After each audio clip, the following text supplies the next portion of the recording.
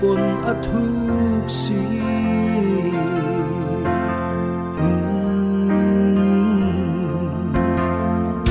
Alpa mangai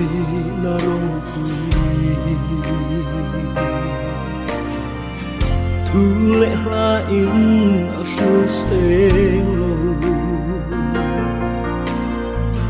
vanga ya sang mangai na hi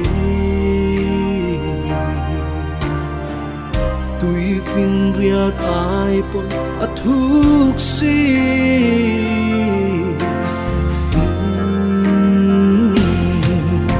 tung emo kani a mi sia reng le tung emo kani a mi kan thin le im mangai le khong ai ka don zo zai hi ka chiar seng mol ve a lu aro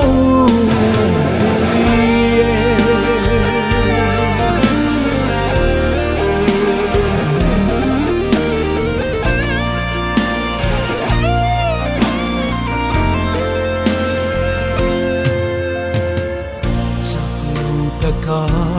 irong buri mi ten min nui sat ma se katani rin om avangi ka zuyang che kadam chungi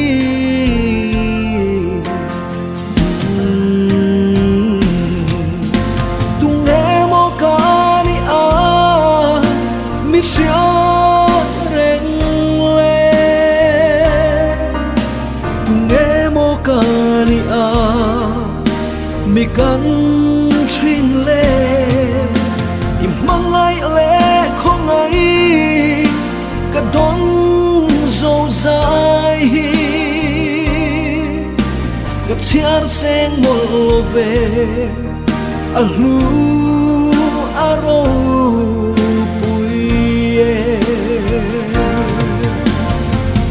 ka kianga omre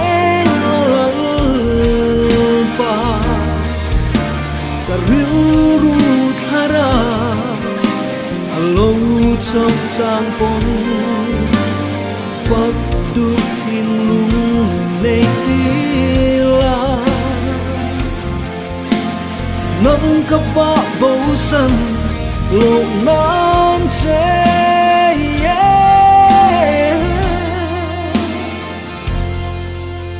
tung emo kani a mi sia reng le tung emo kani a mi kan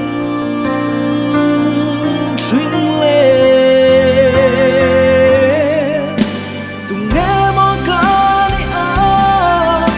mi sia reng le tung emo kani a mi kan thin le im mangai le khong ai ka don zo zai hi ka chiar seng mol ve a lu